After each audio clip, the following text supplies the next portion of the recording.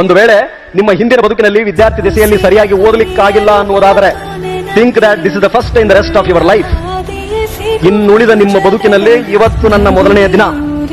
ಬೆಳಗ್ಗೆ ಎದ್ದ ತಕ್ಷಣ ನಾನು ಇನ್ನು ಮುಂದೆ ಎದ್ದ ತಕ್ಷಣ ನಾನು ನಂಬಿದ ಪರಮಶಕ್ತಿ, ಅದು ಅಲ್ಲಾನೇ ಆಗಿರಲಿ, ರಾಮನೇ ಆಗಿರಲಿ, ಕೃಷ್ಣನೇ ಆಗಿರಲಿ, ಜೀಸಸ್ಸೇ ಆಗಿರಲಿ, ನಾನೊಂದು ಪ್ರಾರ್ಥನೆಯನ್ನ ಮಾಡ್ತೇನೆ ಆ ಪರಮಶಕ್ತಿಗೆ. ಭಗವಂತ, ಜಗತ್ತಿನಲ್ಲಿ ನಾನು ಆಡುವ ನುಡಿ ಒಳ್ಳೆಯದಾಗಿರಲಿ, ಮಾಡುವ ಕೃತ್ಯ ಪರರಿಗೆ ಹಿತವನ್ನ ತರುವಂತಿರಲಿ.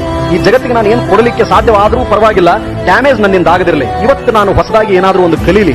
ನನ್ನ ಮಾತುಗಳಿಂದ ನನ್ನ ಸ್ನೇಹಿತರು ಯಾವತ್ತೂ ಕೂಡ ನನ್ನ ಜೊತೆಗಿರುವಂತೆ ಮಾಡು. ಯಾವ ಕೆಟ್ಟ ದೃಷ್ಟಿಯೂ ನನ್ನ ಮೇಲೆ ಬೀಳದಿರಲಿ.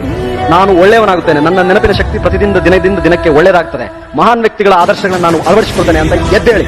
ಹೇಳಬೇಕಾದ್ರೆ ವೈಲ್ ಗೆಟಿಂಗ್ ಅಪ್, ಮೇಲೆ ಮಲಗಿನಿಂದ ಎದ್ದೇಳಬೇಕಾದ್ರೆ ಹಂಗೆ ಎದ್ದೇಳಿ. ಸಾಯಂಕಾಲ ರಾತ್ರಿ ಮಲಗಬೇಕಾದ್ರೆ ವಾಪಸ್ ಒಂದ್ಸಾರಿ ಇವ್ಯಾಲ್ಯುವೇಟ್ ಮಾಡಿ, ಅವಲೋಕನ ಮಾಡ್ಕೊಳ್ಳಿ. ಇವತ್ತು ಬೆಳಗಿನಿಂದ ಸಾಯಂಕಾಲದವರೆಗೆ ನಾನು ಏನ್ ಮಾಡಿದೆ, ಕಾಲೇಜಲ್ಲಿ ಅರ್ಥ ಆಗ್ಲಿಲ್ಲ ಬರೆದಿಟ್ಕೊಳ್ಳಿ. ಮರುದಿವಸ ಗುರುಗಳಿಗೆ ಹೋಗಿ ಪ್ರಶ್ನೆ ಮಾಡಿ.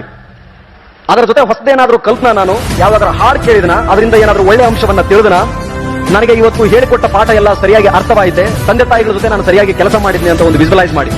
ಸೊಮೆ ಒಂದು 100 ಡೇಸ್ ಹೀಗೆ ಮಾಡಿ, 100 ದಿನ, 101ನೇ ದಿವಸಕ್ಕೆ ನೀವು ಹೊಸ ವ್ಯಕ್ತಿಯಾಗಿರ್ತೀರಾ. You will be a completely a different man.